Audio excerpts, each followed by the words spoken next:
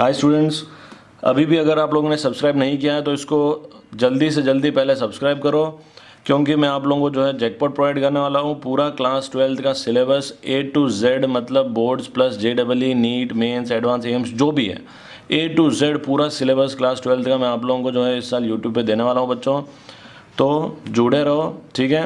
आप लोगों को मेरी तरफ से जितना हो सकता है उतना मैं आपको हेल्प करूँगा, ठीक है। सो स्टार्ट करते हैं हम लोग आज का lecture. First chapter that is electrostatics, और इलेक्ट्रोस्टैटिक्स में हम लोग जो है 4 से स्टार्ट करेंगे। ओके, हाय स्टूडेंट्स, तो इलेक्ट्रोस्टैटिक्स हम लोग स्टार्ट करते हैं, जो कि फर्स्ट चैप्टर है। नाम से ही पता चल रहा है कि स्टैटिक जो वर्ड है, स्टैटिक का मतलब होता है रेस्ट। तो स्टैटिक को हम लोग लिखेंगे, स्टैटिक का मतलब होता है एट रेस्ट। और जो इलेक्ट्रो वर्ड है वो इलेक्ट्रॉन वर्ड से डिराइव हुआ है, जिसका वैसे तो मीनिंग गोल्ड होता है, पर एम्बर जो था जिसमें सबसे पहले चार्ज की प्रॉपर्टीज़ पाई गई थी वो भी येलो कलर में है।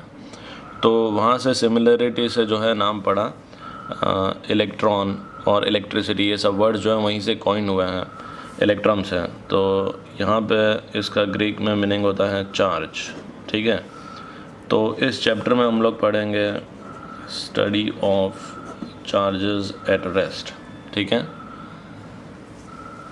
तो इलेक्ट्रोस्टैटिक्स जो चैप्टर है उसमें हम लोग चार्जेस के बारे में स्टडी करेंगे जो कि रेस्ट में है। और खाली चार्जेस के बारे में स्टडी करेंगे नहीं, इनके अलावा इनकी प्रॉपर्टीज़ भी देखेंगे, जैसे कि चार्ज कितना फोर्स एक्सर्ट कर रहा है, चार्ज की फील्ड कितनी है, चार्ज का पोटेंशियल कितना है, चार्ज की एनर्जी कितनी है।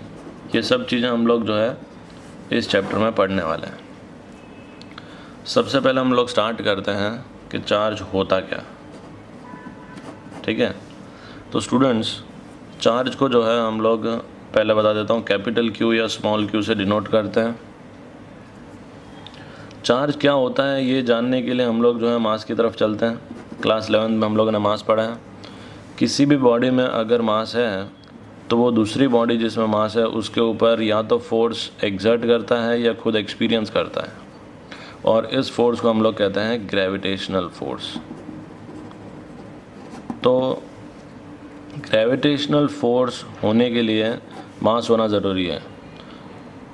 तो मास जो है एक बॉडी की प्रॉपर्टी है जिसके वजह से वो किसी दूसरी बॉडी पे फोर्स एक्सर्ट करता है या खुद एक्सपीरियंस करता है।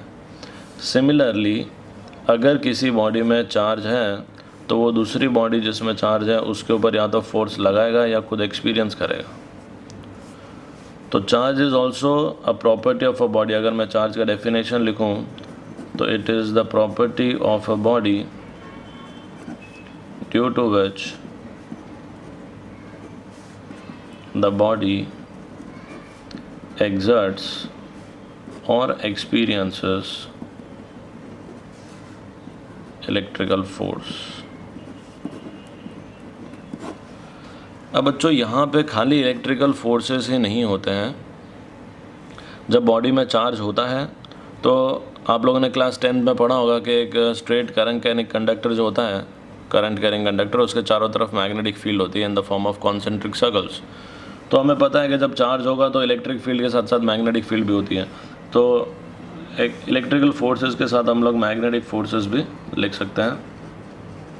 मैग्नेटिक फोर्सेस के बारे में हम लोग जो है 4th चैप्टर में डिटेल में पढ़ेंगे। यहाँ पे अभी हम लोग जो है सिर्फ और सिर्फ इलेक्ट्रिक फोर्स की बात करेंगे। तो charge is the property of a body due to which the body exerts or experiences electrical forces. मतलब चार्ज अगर बॉडी में है तो वो ये फोर्स एक्सपीरियंस कर सकता है या एक्सर्ट कर सकता है। चार्ज का जो कैपिटल Q या स्मॉल q से चार्ज को डिनोट करते हैं, ये इसका डेफिनेशन हो गया। अब हम लोग यूनिट की बात करते हैं। स्टूडेंट्स, हम लोग जो है चार्ज के यूनिट के बारे में बात कर रहे हैं। तो सबसे पहले जो है मैं SI यूनिट की बात करता हूँ। SI यूनिट जो चार्ज की होती है दैट इज़ कूलम, और इसको कैपिटल C से डिनोट करते हैं। तो ये यूनिट आप लोग याद होनी चाहिए, और ज़्यादातर केसेस में ये यूनिट यूज़ होती है। दूसरी यूनिट जो है जिसे हम लोग CGS यूनिट कहते हैं, CGS यूनिट का दूसरा नाम है इलेक्ट्रोस्टैटिक यूनिट, ESU, ठीक है। तो electrostatic unit of charge is state coulomb.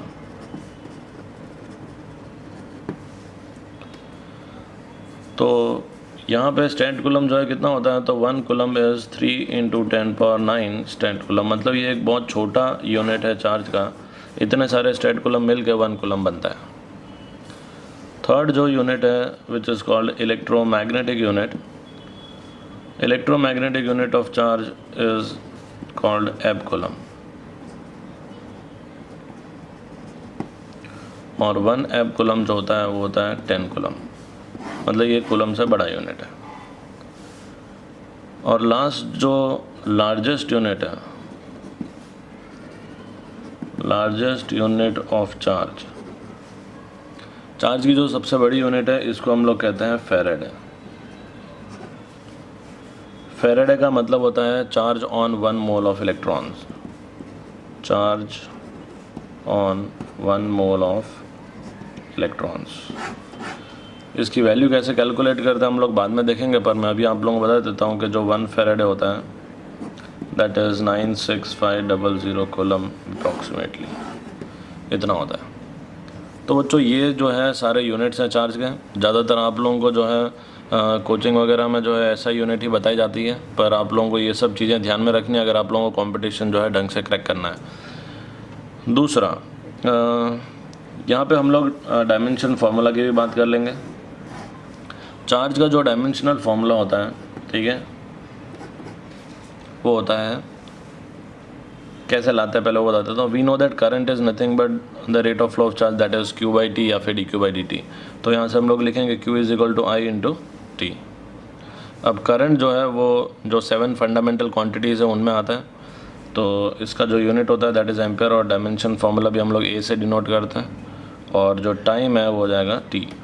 तो AT जो है that is the dimension formula for charge. तो बच्चों ये यूनिट्स के अलावा ये डायमेंशन फार्मूला जो है आप लोगों को भूलना नहीं है कि dimension formula of charge is AT, ठीक है स्टूडेंट्स। अब हम लोग जो है नेक्स्ट पढ़ते हैं न्यूट्रल बॉडी के बारे में। जैसे मान लो ये पेन मैंने हाथ में टच किया है पर मुझे कोई शॉक नहीं लग रहा है या फिर कोई झटका नहीं लगता है, जबकि हम लोग जो है अगर मान लो जैसे कभी कभी चेयर पे बैठते हैं तो एकदम से हमारे को जो है शॉक लगता है, ठीक है, और कोई फ्रिज वगैरह टच कर लिया तो वहाँ पे शॉक लगता है। तो यहाँ पे जो है इसमें शॉक क्यों नहीं लगता और उनमें क्यों लगता है वो हम लोग देखते हैं। तो न्यूट्रल बॉडी, सबसे पहले बच्चों ये बता देता हूँ कि ये जो पेन है इसमें शॉक नहीं लग रहा क्योंकि न्यूट्रल बॉडी है। इसका मतलब ये नहीं कि इसमें चार्ज नहीं है, इसमें भी चार्ज है, पर जो नेट चार्ज होता है वो ज़ीरो होता है। न्यूट्रल बॉडी में नेट चार्ज जो है वो ज़ीरो होता है। हमें पता है कि इलेक्ट्रॉन्स जो है वो न्यूक्लियस के चारों तरफ घूमते हैं और प्रोटॉन्स जो है अंदर होते हैं, और जितने प्रोटॉन्स होते हैं उतने ही इलेक्ट्रॉन्स होते हैं। तो नेट चार्ज जो है कितना होता है, ज़ीरो। तो यहाँ पे न्यूट्रल बॉडी का कभी भी मैं जिक्र करूँ तो आप लोगों को ऐसा मानना है कि पॉजिटिव चार्ज नेगेटिव चार्ज इस प्रकार से पास में है, साथ में है, और नेट चार्ज जो है वो क्या होगा, ज़ीरो, ठीक है। अब यहाँ पे बच्चों ये जो चीज़ मैं आप लोगों को बता रहा हूँ ये सिर्फ अंडरस्टैंडिंग के लिए, इजी अंडरस्टैंडिंग के लिए, ठीक है, कि आप लोग न्यूट्रल बॉडी जब भी आप लोगों के दिमाग में आए तो इस प्रकार से आप लोग इसको याद रख सकते हो, ठीक है। और इसका नेट चार्ज जो है वो ज़ीरो होता है। अब हम लोग जो है बात करेंगे चार्ज बॉडी की,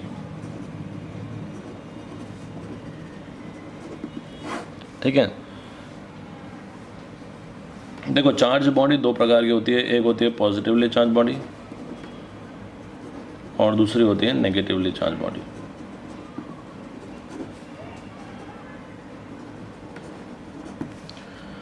जो पॉजिटिवली चार्ज बॉडी उसमें क्या होता है कि ये न्यूट्रल बॉडी है, अगर इसमें से मैं कुछ इलेक्ट्रॉन्स जो है बाहर निकाल दूंगा, अगर मैं इलेक्ट्रॉन्स बाहर निकाल दूंगा, ठीक है, तो ये बॉडी में जो है एक्सेस पॉजिटिव चार्ज बचेगा।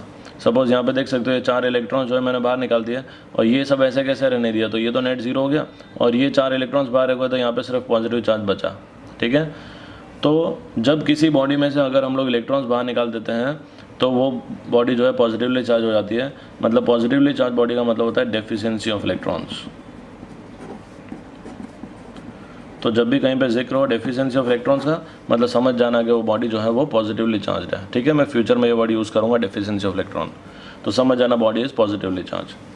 नेगेटिवली चार्ज बॉडी जो है उसमें क्या होता है कि न्यूट्रल बॉडी है, उसमें हम लोग बाहर से और इलेक्ट्रॉन्स ट्रांसफ़र करता है, ठीक है। तो नेट चार्ज यहाँ पे तो ज़ीरो था और इलेक्ट्रॉन्स भेज गए तो बॉडी हो गई नेगेटिवली चार्ज। इसका मतलब नेगेटिवली चार्ज बॉडी का मतलब क्या होता है, एक्सेस ऑफ इलेक्ट्रॉन्स। ठीक है, तो ये आप लोगों को पहले तो ध्यान में रखना है कि डेफिशिएंसी ऑफ इलेक्ट्रॉन मतलब पॉजिटिवली चार्ज और एक्सेस ऑफ इलेक्ट्रॉन्स मतलब नेगेटिवली चार्ज। अब हम लोग जो है कंडक्टर के बारे में कुछ कॉन्सेप्ट पढ़ते हैं। स्टूडेंट्स, कंडक्टर या फिर मेटल्स वो बॉडी होती है जिसमें जो है इलेक्ट्रॉन्स फ्रीली मूव करते हैं। ठीक है, ये आप लोगों को पता है कि इलेक्ट्रॉन्स जो है कंडक्टर्स में फ्रीली मूव करते हैं। ठीक है, अब अगर मान लो कि कोई कंडक्टर है और उसको मैंने कुछ चार्ज दिया, सपोज़ मैं अभी इनिशियली जो है उस कंडक्टर को इलेक्ट्रॉन्स एक्सेस में देता हूँ, मतलब नेगेटिव चार्ज दिया मैंने।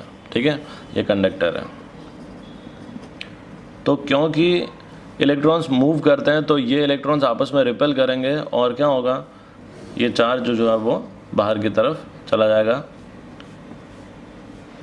ये बॉडी के बाहर नहीं है, मैंने यहाँ पे बताया, मतलब ये आउटर सरफेस पे है। ठीक है, तो जब मैं किसी इलेक्ट्रॉन्स को मतलब किसी बॉडी को, कंडक्टर को अगर मैं नेगेटिव चार्ज देता हूँ तो वो चार्ज आपस में रिपेल होकर दूर तक चला जाता है। ठीक है, मतलब चार्ज कहाँ चला गया, आउटर सरफेस पे। ठीक है, अब बच्चों देखो ध्यान से सुनना, अभी भी ये इलेक्ट्रॉन्स जो है वो एक दूसरे के ऊपर फोर्स लगा रहे हैं। इसका मतलब ये है कि ये इलेक्ट्रॉन है, ये इलेक्ट्रॉन है, सारे इलेक्ट्रॉन जो अभी भी बाहर जाने की कोशिश कर रहे हैं, एक दूसरे पे फोर्स लगा रहे हैं। और इस फोर्स की वजह से जो प्रेशर होता है इसको हम लोग बोलते हैं इलेक्ट्रिकल प्रेशर, जिसके बारे में हम लोग बाद में पढ़ेंगे। ठीक है, तो अभी भी इनके ऊपर फोर्स लग रहा है, पर ये बाहर क्यों नहीं जा पा रहे हैं, क्योंकि बाहर जो है वो एयर है और एयर जो है वो डाइलेक्ट्रिक है। ठीक है, मतलब इनको बहुत ज़्यादा फोर्स चाहिए, बहुत ज़्यादा ताकत चाहिए, तभी ये लोग बाहर जा सकते हैं, वरना नहीं। ठीक है, अब तो ये चीज़ ध्यान में रखना कि ये जो है एक दूसरे पर अभी भी फोर्स एक्सर्ट कर रहे हैं और ये बाहर जाने की कोशिश कर रहे हैं। अब हम लोग जो है एक कंडक्टर जो है सेम कंडक्टर लेते हैं और इसको हम लोग जो है पॉजिटिव चार्ज देते हैं, मतलब इसमें से कुछ इलेक्ट्रॉन्स निकल गए। अब यहाँ पे क्या होगा बच्चों, अगर आप लोग जो है नॉर्मल ऐसा सोचोगे तो आपको ऐसा लगेगा कि ये पॉजिटिव चार्ज आपस में रिपेल होकर बाहर चला जाएगा, जबकि ऐसा होता नहीं है। पॉजिटिव चार्ज जो है वो तो न्यूक्लियस के अंदर होता है, तो वो मूव नहीं करता है। तो ये क्या करेगा, ये इलेक्ट्रॉन्स को जो है वो अट्रैक्ट करेगा, बाहर से इलेक्ट्रॉन्स को अट्रैक्ट करेगा। इलेक्ट्रॉन्स बाहर से आएंगे अंदर और इस पॉजिटिव चार्ज को न्यूट्रलाइज करेंगे। तो बाहर से इलेक्ट्रॉन्स आके अंदर इस पॉजिटिव चार्ज को न्यूट्रलाइज कर देंगे और बाहर जो नेगेटिव चार्ज की कमी है, डेफिशिएंसी ऑफ इलेक्ट्रॉन, मतलब बाहर क्या हो जाएगा, पॉजिटिव चार्ज। ये इलेक्ट्रॉन इधर आएगा तो यहाँ बन जाएगा पॉजिटिव, ये इलेक्ट्रॉन इधर आएगा तो इधर पॉजिटिव, ऐसे सब जगह बाहर क्या हो जाएगा, पॉजिटिव चार्ज। तो इन शॉर्ट, चाहे हम कंडक्टर को नेगेटिव चार्ज दें या पॉजिटिव चार्ज दें, दोनों ही केस में वो चार्ज कहाँ चला जाता है, आउटर सरफेस पे। ठीक है, तो हम लोग क्या लिखेंगे, charge always resides on the outer surface of a conductor। बच्चों ये बहुत इंपॉर्टेंट चीज़ है और इसको याद रखना कि कंडक्टर में चार्ज जो है वो हमेशा आउटर सरफेस पे रहता है। ठीक है, अब यहाँ पे मैं आप लोगों को एक चीज़ बता देता हूँ कि कंडक्टर चाहे हॉलो है या सॉलिड है, दोनों ही केस में चार्ज जो है वो आउटर सरफेस पे होगा।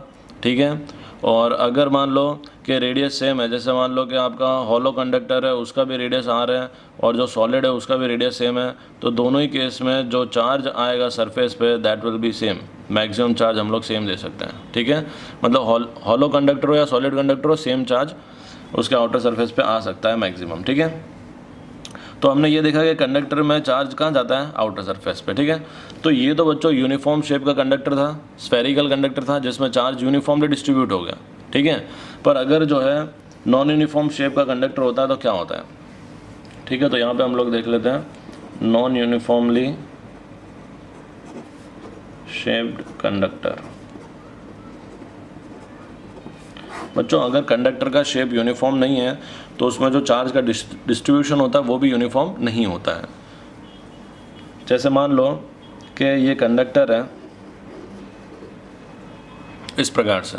ठीक है, तो यहाँ पे इस प्रकार का जो कंडक्टर है उसमें जब चार्ज हम लोग देंगे, सपोज पॉजिटिव चार्ज देते हैं, तो वो चार्ज किस प्रकार से एक्यूमुलेट होता है मैं आप लोगों को बता देता हूँ, ऐसे।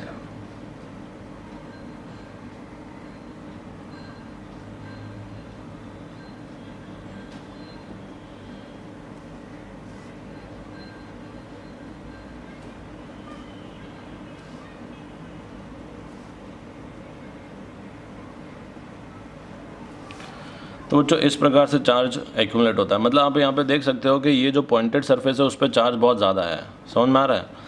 और जब चार्ज एटमॉस्फेयर में लीक करता है तो वैसे पॉइंटेड सरफेस में से ही लीक करता है। आप लोगों ने जो है अगर कोई वायर को देखा है, जैसे मान लो एक लाइव वायर है और उसके सामने आप लोग दूसरा लाइव वायर रख दो, तो आप लोग देखना कि जो ये इंसुलेशन है, ठीक है, और यहाँ पे भी इंसुलेशन है ऐसा, तो जब स्पार्क प्रोड्यूस होती है तो वो यहाँ से ऐसे ऐसे प्रोड्यूस होकर इसमें चली जाती है, समझ रहे हो। कभी भी स्पार्क यहाँ से प्रोड्यूस होकर ऐसे नहीं जाती है, क्योंकि चार्ज जो है हमेशा पॉइंटेड सरफेस पे एक्यूमुलेट होता है और वहीं से जो है वो एटमॉस्फेयर में लीक करता है, मतलब वो एयर को आयनाइज करके जो है ट्रेवल करता है, ठीक है। तो चार्ज जब नॉन यूनिफॉर्मली शेप्ड कंडक्टर हो तो ध्यान रखना कि पॉइंटेड सरफेस पे चार्ज ज़्यादा होता है। तो मैं यहाँ पे लिख देता हूँ कि सरफेस चार्ज डेंसिटी, ये वैसे सरफेस चार्ज डेंसिटी क्या होती है मैं आप लोगों को बताऊँगा बाद में, पर सरफेस चार्ज डेंसिटी जो है मतलब चार्ज पर यूनिट एरिया के, मतलब यूनिट एरिया में कितना चार्ज है, तो जिसको सिग्मा से डिनोट करते हैं, that is inversely proportional to radius. इसका प्रूफ जो है हम लोग पोटेंशियल वाले चैप्टर में पढ़ेंगे। तो जितना रेडियस कम है, यहाँ पे देख सकते हो आप लोग, ये पॉइंटेड सरफेस हो तो इसका रेडियस जो है यहाँ पे एकदम कम है। अगर आप लोग जो स्ट्रेट लाइन है तो इसका रेडियस इनफाइनाइट की तरफ है। ये जो कर्वेचर है इसका रेडियस जो है वो इस प्रकार से होगा, मतलब ये इतना रेडियस है। तो जितना रेडियस कम है चार्ज उतना ज़्यादा है, तो surface charge density is inversely proportional to radius. तो ये ध्यान रखना है, अगर कंडक्टर यूनिफॉर्म शेप का है तो चार्ज यूनिफॉर्मली डिस्ट्रीब्यूट होगा, नॉन यूनिफॉर्म शेप का है तो नॉन यूनिफॉर्मली डिस्ट्रीब्यूट होगा। और कहाँ पे ज़्यादा होगा, तो पॉइंटेड सरफेस पे चार्ज डेंसिटी ज़्यादा होती है और जो ब्लंट सरफेस होंगे वहाँ पे कम होगी। कॉन्सेप्चुअल क्वेश्चन आप लोगों को पूछा जा सकता है और ये जो है आप लोगों को कॉम्पिटिशन में काम आ सकता है, ठीक है।